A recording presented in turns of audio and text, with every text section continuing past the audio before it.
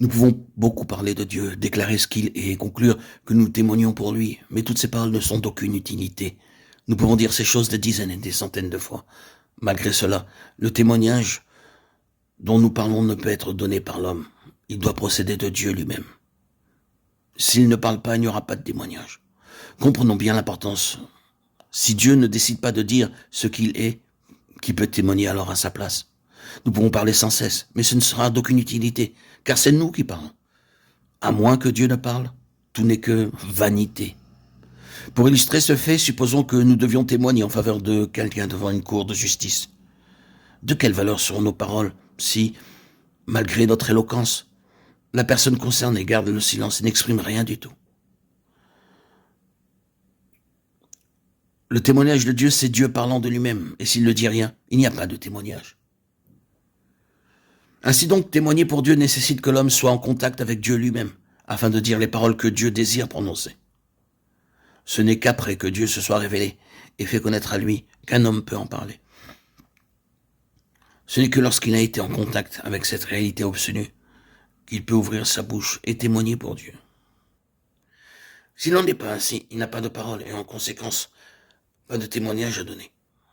Je peux divulguer autour de moi les commandements, les statuts, les ordonnances ou la parole de Dieu, mais concernant le témoignage, c'est une autre affaire.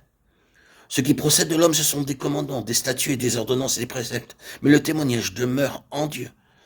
Ces différents aspects sont extérieurs, tandis que le témoignage est l'absolue réalité, demeurant en Dieu. Il est donc nécessaire que Christ vienne de Dieu, apporter le témoignage de Dieu. De même, c'est le Saint-Esprit procédant de Christ qui apporte le témoignage de Christ. Ainsi, celui qui connaît Christ et le Saint-Esprit peut manifester le témoignage de Dieu et de son Christ. Un tel témoignage ne dépend pas de la parole de l'homme, de la doctrine ou de l'enseignement, parce que c'est Christ lui-même qui doit se manifester. Un témoignage peut devenir une doctrine, mais la doctrine ne deviendra jamais le témoignage.